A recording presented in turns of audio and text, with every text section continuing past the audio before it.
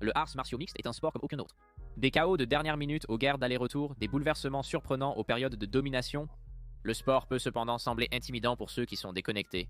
Avec l'UFC diversifiant son équipe, de nouveaux talents émergent et prennent le dessus à un rythme rapide, et il peut être difficile de suivre tous les mouvements. Dans cette série, je m'efforcerai de vous présenter chaque division, des espoirs prometteurs aux champions dominants et vétérans expérimentés. Si vous débutez dans ce sport fantastique et souhaitez progresser rapidement, ne cherchez plus. Si cette vidéo vous plaît, aimez et abonnez-vous pour m'aider à toucher un public plus large.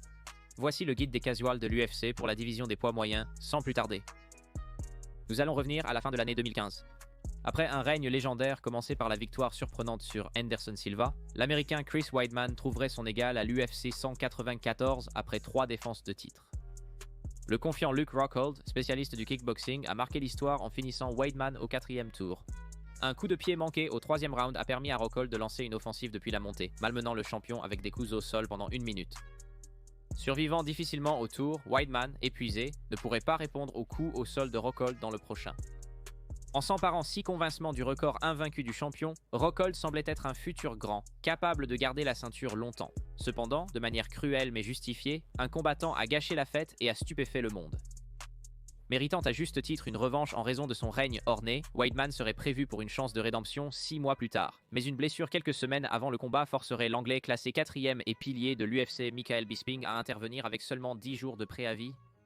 Affilié à l'entreprise depuis 10 ans, le comte a toujours été jugé bon, mais pas exceptionnel. Un gardien toujours proche, mais jamais dans la compétition pour le titre. Rockhold l'avait vaincu 18 mois plus tôt, et son palmarès faisait de lui un outsider très improbable avec des cotes supérieures à 500 chez les bookmakers. Rockhold a abordé le premier round avec une confiance que Joe Rogan a vite remarquée. Avec les mains basses et des coupes de pied, Rockhold voulait imposer son rythme. Bisping trouverait une ouverture, tirerait au corps et enverrait un crochet gauche sur la mâchoire. Faisant tomber l'Américain, un coup identique le mettrait à terre une seconde fois avant que le combat ne soit rapidement arrêté. Bisping, premier champion anglais de l'UFC, a choqué le monde. Oh oui, et il l'a fait avec un seul œil. Regardez ça, regardez ceci mes petits gars. Vous voyez ce que je veux dire? Vous comprenez ce que je dis? Vous comprenez ce que je dis? C'est pour ça que je portais ces foutues lunettes de soleil, mon gars. Avec la ceinture entre ses mains, Bisping affronterait son ancien adversaire et vétéran du arts martiaux mixte, Dan Henderson, qui lors de l'UFC Cent avait mis KO avec sa signature Hatch Bomb, dans ce qui est sans doute le KO le plus emblématique de l'histoire du sport. À 46 ans, Henderson approchait la fin de sa carrière avec des victoires et défaites variées, mais lui a été donné une dernière chance de remporter l'or sur le mérite narratif. L'Américain a réussi à mettre Bisping au sol 2 fois dans les 2 premiers rounds avec sa main droite puissante, manquant de peu de finir le combat chaque fois. Mais montrant son pedigree de champion, Bisping riposterait tout au long des 5 rounds restants, gagnant à l'unanimité sur les cartes de score. Bisping, ayant vengé sa défaite, devait affronter la légende et ex-champion des poids mi-moyens Georges St-Pierre, prétendant au titre de Greatest of All Time fin 2017. Après une pause du sport en 2013 et avoir renoncé à son titre, Georges revient près de 5 ans plus tard, gravissant la division pour marquer l'histoire. Malgré son sous-poids pour sa catégorie, Georges St-Pierre devrait s'entraîner dur pour atteindre le poids nécessaire, rendant sa victoire encore plus remarquable. Le Canadien domine dès les premières minutes et un knockdown net dans le 3e mène à un étranglement arrière nu, offrant à Saint-Pierre le titre et la distinction rare de gagner des ceintures dans plusieurs divisions de poids. Surprenamment, la légende se retire 34 jours plus tard pour raison de santé, créant une incertitude dans la division.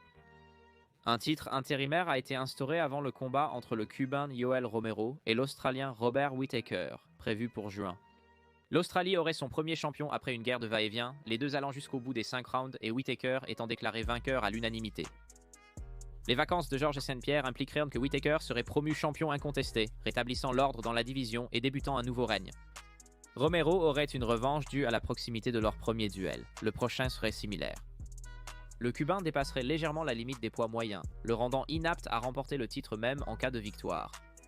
Les deux se battraient à nouveau pendant 25 minutes, Romero portant les coups les plus lourds et faisant tomber le champion au 3e et 5e round. Mais c'était Whittaker qui trouverait un rythme constant tout au long du combat, lui accordant une victoire par décision partagée très serrée pour conserver le titre. Après avoir gagné le combat de la nuit et de l'année, l'Australien clôt ce chapitre, tandis qu'une nouvelle étoile montante se prépare à concourir pour le titre. Le Néo-Zélandais Israel Adesanya, né au Nigeria, a apporté panache, imprévisibilité et kickboxing d'élite dans l'octogone. Déchirant les piliers Derek Bronson et Brad Tavares, ainsi qu'un combat de l'année contre Kelvin Gastelum pour la ceinture intérimaire, le dernier Steelbender avait accumulé un record parfait de 17-0 avant son combat unificateur avec Whittaker. Comme souvent, Israel a encore démontré sa classe en surpassant le champion sur son terrain, le faisant chuter à la fin du premier round avant que son contre du pied gauche ne fasse basculer Whittaker sur la toile. Un règne de titre sans égal avec 5 défenses sur 3 ans suivrait. Des triomphes contre Paolo Costa, Marvin Vittori de l'Italie et une revanche tendue contre Whittaker, parmi d'autres. Avec des contre-attaques du plus haut calibre, Adesanya utiliserait des feintes et des coupes de pied aux jambes pour épuiser ses adversaires et porterait des coups nets avec ses mains chaque fois que les adversaires tentèrent de s'engager.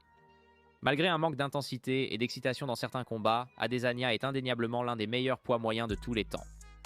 Sa ceinture ne pouvait être prise que si quelqu'un de son calibre le rencontrait au milieu et le battait à son propre jeu. Malheureusement pour lui, Alex Poitin Pereira a fait irruption sur la scène. L'ayant battu 2 fois en kickboxing des années auparavant, le Brésilien pourrait tout aussi bien être l'ennemi juré d'Adesanya. Pereira, ayant suivi l'exemple et s'étant tourné vers le arts martiaux mixte, a rapidement atteint l'UFC et a décroché un titre de l'UFC avec seulement 6 victoires et une défaite dans sa carrière arts martiaux mixte. La puissance de Pereira, surnommé Man de Pierre, était indéniablement évidente sur ses pieds. Favori grâce à son expérience à l'UFC, Adesanya a dominé le combat, menant 3 rounds à 1 avant le dernier round. Ébranlé au premier round et en retard, Pereira a placé une séquence de coups à la hauteur de son surnom. Un crochet gauche suivi d'un uppercut a déstabilisé le champion, la rafale suivante terminant de façon dramatique le règne du Nigérian. Avec la ceinture sous nouvelle propriété, les prétendants auront sûrement leurs yeux sur leur chance. En raison de la domination d'Adesanya, la plupart des prétendants ont déjà été vaincus dans des combats pour le titre, mais il y en a quelques-uns qui pourraient peut-être connaître un plus grand succès contre Pereira. Le Whittaker mentionné continue d'impressionner en éliminant presque tous ses adversaires. Sa récente victoire sur Marvin Vittori a montré ses compétences, certains pourraient envisager une 3e chance pour le titre. Si Pereira a des soucis au sol avec un lutteur novice comme Adesanya, Whittaker pourrait bien tirer son épingle du jeu dans un affrontement de lutte entre eux. Marvin Vittori lui-même est également certainement talentueux, avec un excellent passé en lutte, bien que sa frappe le laisse vulnérable à certaines occasions. Adesanya est favori pour regagner le titre vu sa dernière performance, mais leur revanche sera mémorable. Rendez-vous cette semaine. Dricus Du Plessis, un ex-UFC rare d'Afrique du Sud, se classe 6e dans le top 15. Ce poids moyen a un record de 5 victoires 0 dans la promotion, incluant un récent succès sur Derek Brunson. Il pourrait avoir du mal face à un adversaire polyvalent comme Robert Whittaker ou quelqu'un avec une bonne défense de takedown malgré sa résilience passée. Malgré une défaite controversée contre Marvin Vittori à Londres le mois dernier, Roman de Leeds, classé 9e, n'a pas perdu en cote. Une récente victoire sur Phil Horse a démontré son talent prédateur, blessant l'Américain avec un knee bar avant de le mettre hors combat. Un combattant se distingue récemment parmi d'autres, ayant fait ses débuts à l'UFC. Comme dit dans ma vidéo sur les prospects, le lutteur américain Bo Nickel s'est imposé via la série des prétendants avec 2 victoires, puis a lancé son parcours à l'UFC avec une soumission impressionnante au premier round sur Jamie Pickett. Christian Leroy Duncan, récemment sorti de Cage Warriors, est un autre nom sur ma liste. L'Anglais venait de débuter à l'UFC à Londres, mais une blessure de son adversaire au premier round a empêché de montrer ses compétences. Toutefois, avec 7 victoires en 8 combats professionnels, attendez-vous à de l'action.